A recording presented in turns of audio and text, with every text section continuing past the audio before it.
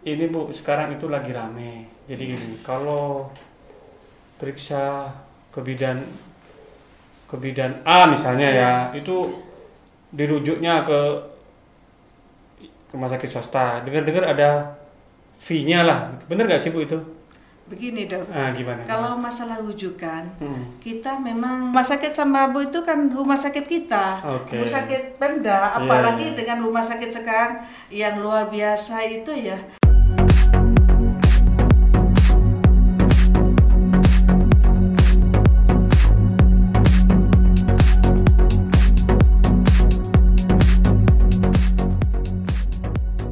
Assalamualaikum warahmatullahi wabarakatuh. Waalaikumsalam warahmatullahi Kali ini bintang tamu saya adalah ini emak-emak. Ibunya 1.600 wanita. Ini kalau partai politik ini beliau ini sudah menang kalau ada pemilihan. Selamat malam Ibu Nur Hotibah. Selamat malam Dr. Farhat. Oke, Bu Nur ini adalah Ketua IBI, Ikatan Bidan Indonesia Cabang Bangkalan. Juga sebagai Kepala Puskesmas di Kecamatan Kamal ya Bu Di ya? Kecamatan Kamal. Oke. Bu Nur, gimana sih Bu? Jadi ketuanya ibu-ibu atau wanita perempuan 1.600 itu gimana ceritanya Bu? Ceritanya itu ya kita kalau itu anggota 1.600 dengan bermacam-macam watak dan karakter ya. Gimana? Ya kita jalani kan kita pemahaman, kita ngikuti aja lah. Oh Ya, gitu. kita ngikuti karena apa? Karena teman-teman itu perlu diayomi, perlu diperhatikan, perlu diomongkan. Ya, jadi kita sebagai ketua ibu itu bagaimana teman-teman anggota 1.600 itu merasa nyaman, merasa tenang dalam bekerja terkait dengan khususnya profesi kebidanan ya. Profesi kebidanan. Ya, ada perhatian khusus lah tadi seperti itu. Jadi kalau saya tanya Bu ya, bidan ini kan salah satu tenaga kesehatan yang memegang kunci ya Bu ya. Ya, garda utama untuk ya nggak cuma ibu ya, untuk usia dini juga kan Ya, perlu ya. usia lanjut, Saya lansia. mau program-program IBI ini apa aja sih Bu? Secara simpel sederhana itu apa aja sih? Program IBI ini pertama yaitu menurunkan AKI dan AKP. Artinya menurunkan kematian ibu dan anak. Bagaimana nanti ibu dan anak ibu yang mau bersalin itu sehat, ibunya sehat, anaknya sehat, keluarga senang. Kan seperti itu. Menurut Ibu di Bangkalan sukses nggak? Alhamdulillah ya dikatakan sukses ya 80% ya sukses lah. Itu kan perlu proses untuk mencapai 100% itu. Menurunkan angka kematian ibu ya. Ibu dan anak. Ya. Iya. Bu Nur kan sudah jadi bidan berapa tahun kurang lebih? Kurang lebih 30 tahun. 30 tahun ya. Iya. Menurut Bu Nur dari dulu bidan zaman dulu ya. Iya. Bidan zaman dulu dengan bidan zaman sekarang ini. Bidan now. Ya. Itu perbedaannya apa Bu? Tantangannya apa Bu? Kalau perbedaannya saya ya kalau dulu kan terkait dengan IT ya. IT ya. IT terus informasi komunikasi itu bedanya itu aja. Tapi kalau sekarang itu kan sudah ada lengkap IT, komunikasi, apalagi sudah ada komunikasi yang canggih seperti HP, laptop dan lain-lain itu ya. Kalau untuk skill Bu? Untuk skill, alhamdulillah ya. Kalau dulu kayaknya, saya Bu ya pengalaman saya. Kalau lihat bidan zaman dulu tuh, wah bisa ini bisa itu Ya, kayak udah. Memang beda dong. Kalau dulu itu skillnya luar biasa, komitmen, disiplin ya. Nah pertanggung jawabannya luar biasa. Tapi tidak mengurangi hal itu. Kita sebagai bidan senior tetap mengimbangi, mendampingin, mengkondisikan adik-adiknya itu. Itu tugas kita sebagai senior. Oke, jadi ada bimbingan ya Bu Iya, ya dari senior terhadap yang baru-baru ini ya. Jadi yang senior itu bertanggung jawab untuk generasi penerusnya itu di dalam instansi atau di dalam klinik itu tetap ada senior yang mendampingi dok. Oh, jadi kalau bidan nih saya misalnya bidan tuh nggak ada yang laki-laki ya Bu? Iya. Nggak ada ya? Ibu semua. Ibu semua ya? Jadi bidan baru lulus. Iya. Jadi nggak boleh langsung praktek ya Bu? Nggak boleh? Atau gimana? Aturannya biasa gimana? Baru lulus nih? Baru lulus dia kan sudah punya STE, uji kompetensinya sudah lulus. Sudah lulus misalnya. Ya, baru nanti melanjutkan dengan SIPP, surat izin praktek bidan. Itu berapa lama Bu itu? Itu langsung Langsung? prosesnya langsung. Apalagi udah bisa praktek mandiri itu? Ya tetap nanti ada bidan seniornya yang mendampingi. Oh, bareng ya. Iya, Oh, iya. oke, oke. Karena ada bidan senior itu merupakan nanti itu pengalaman, langkah-langkah apa bidan senior yang dikerjakan itu nanti dipetik sama adik-adiknya sebagai acuan itulah. Gitu. Itu berapa tahun biasanya, Bu? 5 tahun cukup itu. 5 tahun ya. Iya, Jadi adik-adik maksimal 5 tahun. Ya kalau adik-adiknya sudah kompeten, mumpuni potensi ya 2 tahun sudah bisa dilepas itu. Oh, ya. Jadi yang melepas bidan seniornya ya? Iya, nanti ada yekom. Oh, ada yekom okay. dari bidan senior ke nganting ke cabang. Baru nanti dikatakan itu sudah lulus seperti itu. Oke. Jadi gini Bu, itu bidannya. Bidan ini kan salah satu nakes yang terbesar, saya rasa. Saya melihat ya. Iya. Itu gimana sih Bu mencarikan lapangan pekerjaan untuk adik-adik ini? Jadi ada berapa itu? 1.600? 1.600. Iya, gimana Bu? Memang seperti ini Dok. Kalau melihat waktu saya jadi pengurus 5 tahun yang lalu, saya jadi pengurus sebagai pengurus cabang di Wakadua. Memang kelulusan ini dahsyat bidan. Lain sama dokter, lain sama PPNI. Oke. Ya, bedanya itu 1:50 bisa itu. Bisa ya. Kalau dokter itu 1, itu bidannya sudah 50 bandingnya itu. Mungkin ya kami cuma himbauan untuk kampus-kampus ya yang di luar Bangkalan atau di Bangkalan dengan kelulusan bidan yang terlampau banyak ini overload, mungkin kedepannya ya agak dirampingkan untuk yang masuk mungkin yang masuk itu dirampingkan, ya. Iya, sehingga nanti bidan-bidan itu kedepannya itu ada tempat-tempat bekerja. Tapi untuk sampai saat ini memang untuk di tempat-tempat praktek itu untuk yang negeri ya, rumah sakit, puskesmas ini memang agak diampingkan memang karena terlalu banyak bidan. Ya. Makanya banyak adik-adik ini ikut bidan-bidan BBM, bidan praktek mandiri untuk bidan-bidan yang senior. Oh, jadi ikut asisten ya. Iya. Oh, karena kalau tantangannya kan lapangan pekerjaan ya Bu ya. Iya, lapangan pekerjaan. Oh, jadi solusi dari Bu Nur tadi adalah mengikuti mereka. Iya, bidan-bidannya senior sebagai pendamping. Pendamping ya. Iya. Oke Bu. Nanti lama-lama kalau dia sudah mahir, sudah kompeten, uji fungsinya sudah bagus, baru nanti adik-adik itu sudah siap untuk buka praktek mandiri sendiri. Oke. Kemudian ini Bu, tadi kan salah satu tujuannya adalah menurunkan angka kematian ibu. Betul. Menurut Bu Nur kan sudah berapa? 40 tahun ya Bu? Jadi 30 tahun iya. ya. Dari tahun 70-an atau 80-an? 90-an ya. 90-an itu ada nggak sih Bu progres perbaikan untuk angka kematian ibu di Bangkalan lah? Sudah, mulai dulu saya jadi diangkat CPNS tahun 90 sampai sekarang pemerintah sudah membuat suatu program dan suatu himbauan untuk di mana nanti tiap bidan itu kalau di puskesmas di lapangan ya itu ada bidan desa. Yang mana bidan desa itu punya peta. Ya. Ada peta A di Kecamatan Kamal, salah satu contoh peta A di Desa Banyuajuh. Jadi bidan penanggung jawab itu bukan 1, lebih dari 1, bisa 5 atau 6, bisa 4. Oh, ya, iya. Okay. Jadi punya tanggung jawab dusun A, ET1, ET4 ini tanggung jawab bidan A, ET2 tanggung jawab bidan B. Jadi ada peta kelas ibu hamil itu nanti petanya itu kantong persalinan untuk mendeteksi sedini mungkin angka risiko atau penapisan untuk ibu hamil itu akan jadi dipantau ya Bu dipantau, ya. Jadi orang hamil di desa itu dipantau ya. Iya. Jadi di desa itu ada lambang, ada peta. Peta itu macam-macam. Peta untuk ibu istri, peta untuk penyakit risiko tinggi. Itu sudah ada peta-peta dan ada kantong persalinannya itu. Itu program pemerintah ya? Iya. Jadi selaras dengan tujuannya IBI ya? Iya, sesuai. Sesuai ya? Iya. Ini Bu, sekarang itu lagi rame. Jadi gini, kalau periksa ke bidan A misalnya ya, itu dirujuknya ke rumah sakit swasta. Dengar-dengar ada fee-nya lah. Bener nggak sih Bu itu? Begini Dok, gimana? Kalau masalah rujukan, kita memang sesuai dengan petunjuk Juknis, SOP dan protapnya.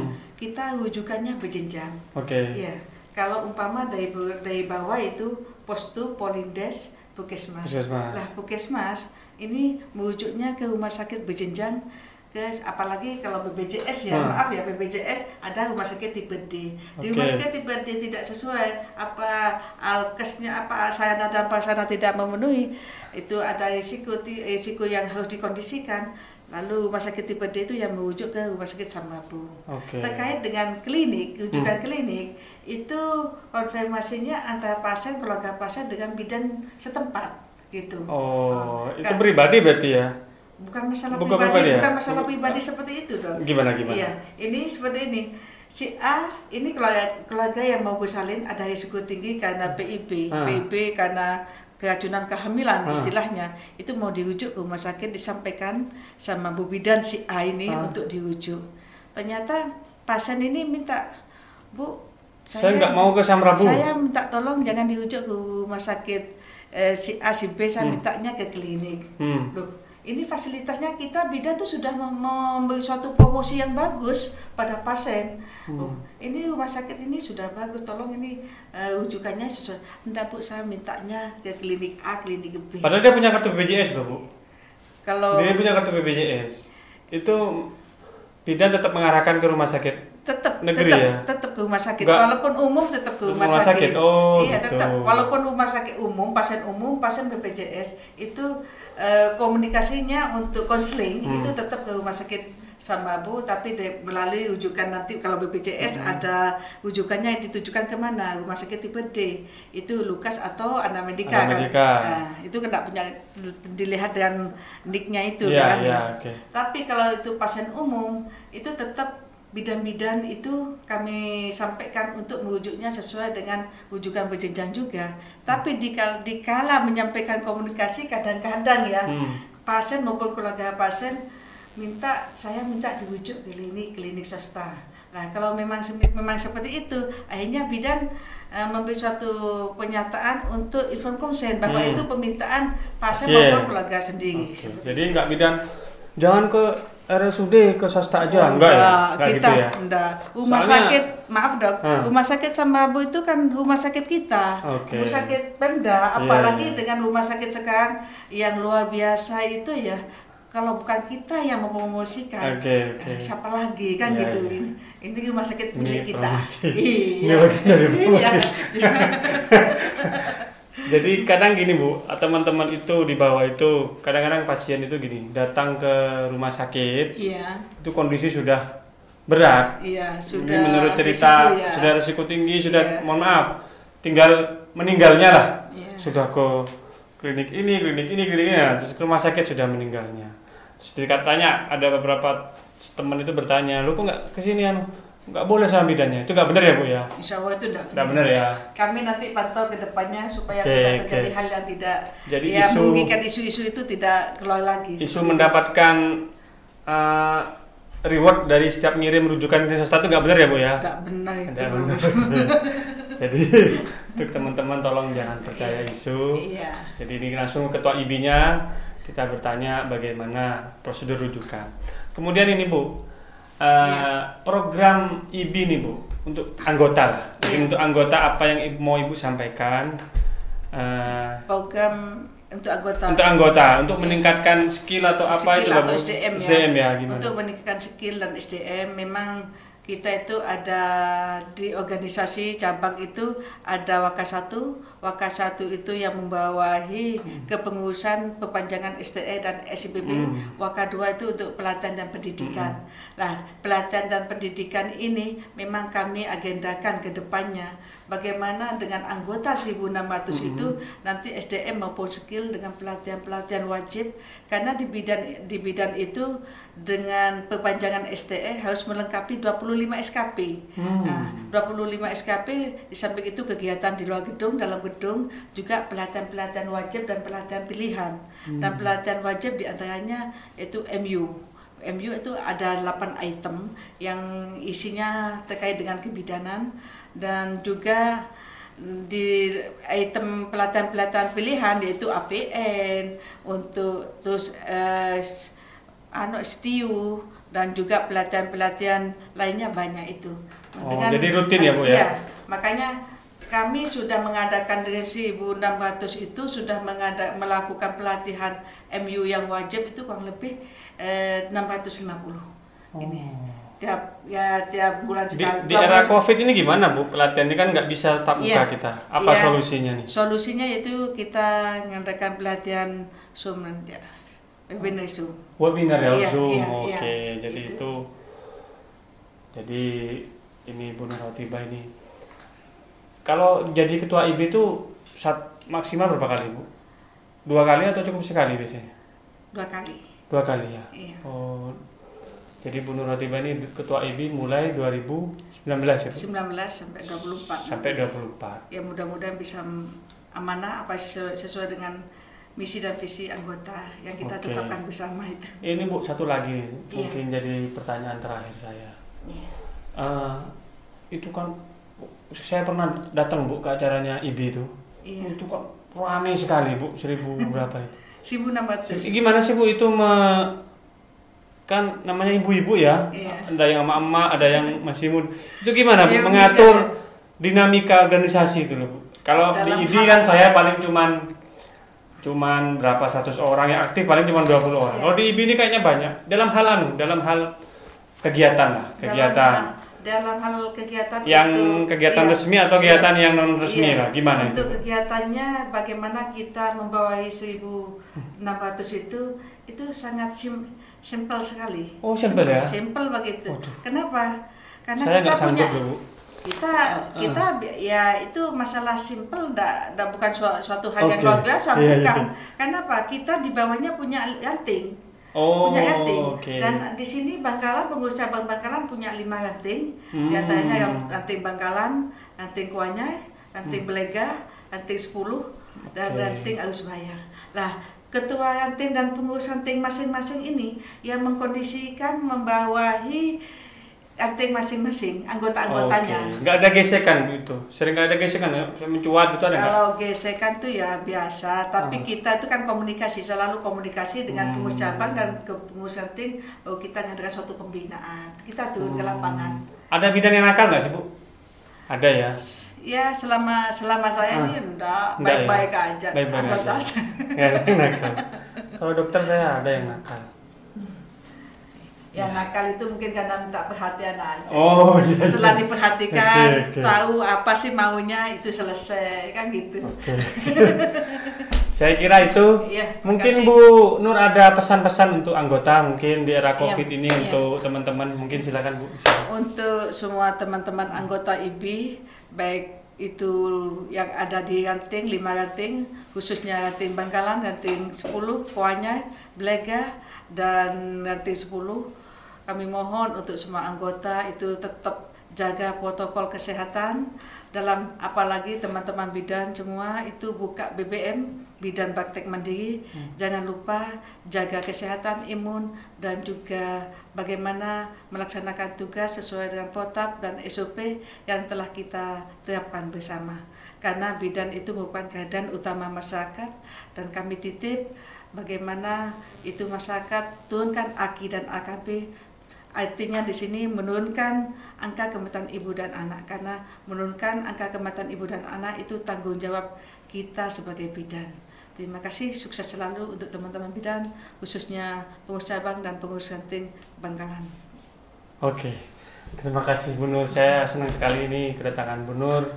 Semoga acara saya ini menjadi tambahan informasi untuk teman-teman. Sudah ada kemajuan, kalau dulu yang datang nggak dapat apa-apa, sekarang dapat gelas. Jadi nanti bintang tamu dapat gelas. Terima kasih Dr. Fahad. Ini spesies profilnya Dr. Fahad yang mana masih seorang dokter kecantikan ya, dokter kulit, tapi luar biasa, masih muda, eksis dan kayaknya masih luar biasa. Terima kasih. Mudah-mudahan sukses selalu. Bu, itu giliran saya yang muji-muji Bu. Sampai yang lebih senior kan harus memuji gitu. Ya tambah semangat. Saya kira itu. Terima kasih, tetap di Farhad Show. Semoga barokah, semoga menjadi amal untuk saya dan Bu Nur. dan teman-teman yang mendengarkan mendapatkan tambahan informasi. Amin. Sekian, jangan lupa subscribe. Wassalamualaikum warahmatullahi wabarakatuh. Waalaikumsalam warahmatullahi wabarakatuh.